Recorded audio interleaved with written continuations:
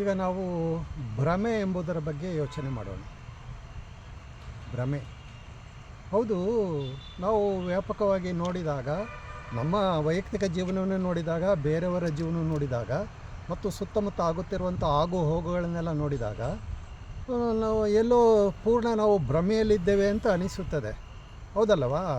ನಾವು ಬೆಳಗಾದಾಗ ಎದ್ದು ಸ್ನಾನ ಮಾಡುತ್ತೇವೆ, ಇಲ್ಲ ಮುಖ ತೊಳೆಯುತ್ತೇವೆ, ನಂತರ ದೇವರಿಗೆ ಹೂ ಮುಡಿಸುತ್ತೇವೆ, ಗಂಧ ಇಡುತ್ತೇವೆ, ಊದುಬತ್ತಿ ಹಚ್ಚಿ ಪೂಜೆ ಪುರಸ್ಕಾರ ಮಾಡುತ್ತೇವೆ. ಹಣೆಗೆ ನಾವು ತಿಲಕಗಳನ್ನು ಇಡುತ್ತೇವೆ, ವಿಭೂತಿಯನ್ನು, ನಾಮವನ್ನು, ಕುಂಕುಮವನ್ನು, ಅರಿಶಿಣವನ್ನು ಇಡುತ್ತೇವೆ. ಮತ್ತು ಅದಕ್ಕೆ ತಕ್ಕದಂಥ ಒಂದು ಹೊಸ ವಸ್ತ್ರವನ್ನು, ಹೊಸದು ಅನ್ನೋದಕ್ಕಿಂತ ಸ್ವಚ್ಛವಾದಂಥ ಒಂದು ವಸ್ತ್ರವನ್ನು, ತೊಳೆದಂಥ ವಸ್ತ್ರನ ಉಡುತ್ತೇವೆ. ಮತ್ತು ಕೊರಳಲ್ಲಿ ಮಾಲೆಗಳನ್ನು ಹಾಕಿಕೊಂಡಿರುತ್ತೇವೆ. ಅವರವರಿಗೆ ಭಕ್ತಿಗೆ ತಕ್ಕಂಥ ಅದು ರುದ್ರಾಕ್ಷಿ ಮಾಲೆನೋ ತುಳಸಿ ಮಾಲೆನೋ ಯಾವುದೊಂದು ಮಾಲೆಗಳನ್ನು ಹಾಕಿಕೊಂಡಿರುತ್ತೇವೆ. ಮತ್ತು ಇದೆಲ್ಲಕ್ಕಿಂತಲೂ ಹೆಚ್ಚಾಗಿ ಕಾವಿ ವಸ್ತ್ರಗಳನ್ನು ಹಾಕಿರುತ್ತೇವೆ, ಬಿಳಿ ಪಂಚಗಳನ್ನು ಹಾಕಿರುತ್ತೇವೆ, ಎಲ್ಲವನ್ನೂ ಹಾಕಿರುತ್ತೇವೆ. ಮತ್ತು ನಾನು ಭಾಳ ಶ್ರೇಷ್ಠ ಭಕ್ತ ಎಂಬುದಾಗಿ ಪ್ರಾರ್ಥನೆ ಮಾಡುತ್ತಾ ಇರ್ತೇವೆ, ಮಂತ್ರ ಹೇಳುತ್ತಿರ್ತೇವೆ, ಭಜನೆ ಮಾಡುತ್ತೇವೆ, ಎಲ್ಲದನ್ನೂ ಮಾಡುತ್ತೇವೆ. ಹೌದು, ಇನ್ನೂ ಆಳವಾಗಿ ಹೋದಾಗ ಅಲ್ಲಿ ಮನೆ ಮನೆಗೆ ಹೋಗಿ ಈ ಸಂದೇಶವನ್ನು, ಆಧ್ಯಾತ್ಮಿಕ ವಿಷಯ ಸಂದೇಶವನ್ನು ಕೊಡ್ತಾ ಇರ್ತೇವೆ, ಪ್ರಚಾರ ಮಾಡ್ತಾ ಇರ್ತೇವೆ. ಮತ್ತು ಅಲ್ಲಿ ನಾವು ಗುರುಗಳು ಎಂಬುದಾಗಿ ದೊಡ್ಡದಾಗಿ ಒಂದು ವಿಜೃಂಭಿತವಾದಂಥ ಒಂದು ವೈಭವ ಮನಸ್ಸನ್ನು ಇಟ್ಕೊಂಡಿರ್ತೇವೆ. ಬೇರೆಯವರು ಅದೇ ರೀತಿ ನಮ್ಮ ಬಗ್ಗೆ ಇಟ್ಕೊಂಡಿರುತ್ತಾರೆ. ಮತ್ತು ಆ ಮೂಲಕವಾಗಿ ಆ ಒಂದು ಗುರುಸ್ಥಾನ ಕಲ್ಪಿಸಿ ಅವರು ಕೊಟ್ಟಾಗ ಅದಕ್ಕೆ ತಕ್ಕಂತೆ ನಾನು ಶಿಷ್ಯರನ್ನು ನಿರ್ಮಾಣ ಮಾಡಿಕೊಳ್ಳುತ್ತೇನೆ.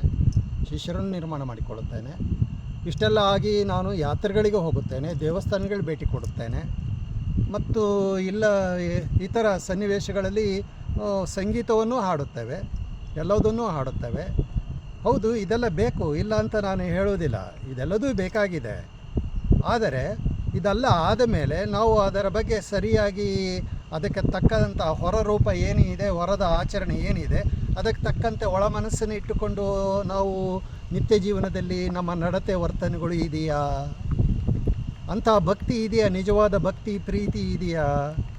ನಿಜವಾಗಿಯೂ ಆ ಭಗವಂತನನ್ನು ಸದಾ ಸ್ಮರಿಸುತ್ತೇವೆಯಾ?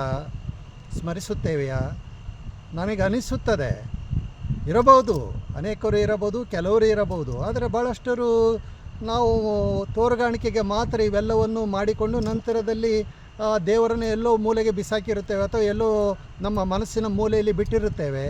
ಆಗ ಲೌಕಿಕ ಜೀವನವೇ ನಮ್ಮಲ್ಲಿ ತುಂಬಿಕೊಂಡಿರುತ್ತದೆ. ದ್ವೇಷ, ಅಸೂಯೆ, ಈರ್ಷೆಗಳೇ ನಮ್ಮೆಲ್ಲ ಮೈಯಲ್ಲಿ ಚುಚ್ಚುತ್ತಾ ಇರುತ್ತದೆ. ಇಲ್ಲ ಸಲ್ಲದ ಕೆಟ್ಟ ಆಲೋಚನೆಗಳು ಬರುತ್ತಿದೆ, ಕೃತ್ರಿಮವಾದಂಥ ಮನಸ್ಸುಗಳು ಬರುತ್ತಿದೆ.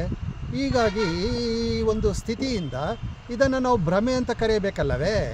ಯಾವಾಗ ನಾವು ಈ ಶಿಷ್ಟಾಚಾರಗಳನ್ನು, ಆಚಾರಗಳನ್ನು ಮಾಡುತ್ತಾ ಇದ್ದೇವೆ, ಆಗ ನಿಜವಾಗಿಯೂ ಸಹ ನಿಜ ಬದುಕಿನಲ್ಲಿ ಎಲ್ಲ ಸಮಯಗಳಲ್ಲಿಯೂ ಆ ಪರಮಾತ್ಮನಿಗೆ ನಾವು ಶರಣಾಗಬೇಕಲ್ಲವೇ? ಪರಮಾತ್ಮನ ನಾಮಸ್ಮರಣೆ ಮಾಡಬೇಕಲ್ಲವೇ? ಕೆಲಸ ಮಾಡುತ್ತಿದ್ದರೂ ಮಾಡಬೇಕಲ್ಲವೇ? ಆದರೆ ಅದು ಕೇವಲ ಒಂದು ಆಚರಣೆಗೋಸ್ಕರ ಆಚರಣೆಯಾಗಿ ಇರುತ್ತದೆ.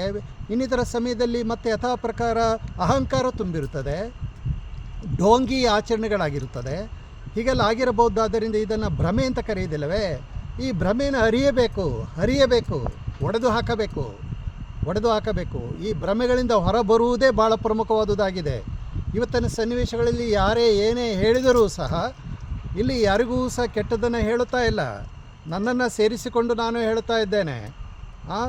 ಆ ಒಂದು ಸಂದರ್ಭಗಳಲ್ಲಿ ನಾವುಗಳು ಅಲ್ಪ ಸ್ವಲ್ಪವಾದರೂ ಸಹ ಏನು ನಾವು ಆಚಾರ ಮಾಡುತ್ತೇವೆ ಅದಕ್ಕೆ ತಕ್ಕಂತೆ ವರ್ತಿಸೋಣ.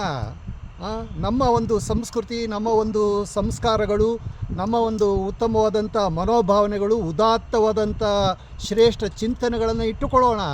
ಆ ಮೂಲಕವೇ ನಮ್ಮ ಒಳ್ಳೆಯ ಬದುಕನ್ನು ರೂಪಿಸಿಕೊಳ್ಳೋಣ ಎಂಬುದಾಗಿ ಎರಡು ಮಾತು ಹೇಳ್ತೀನಿ.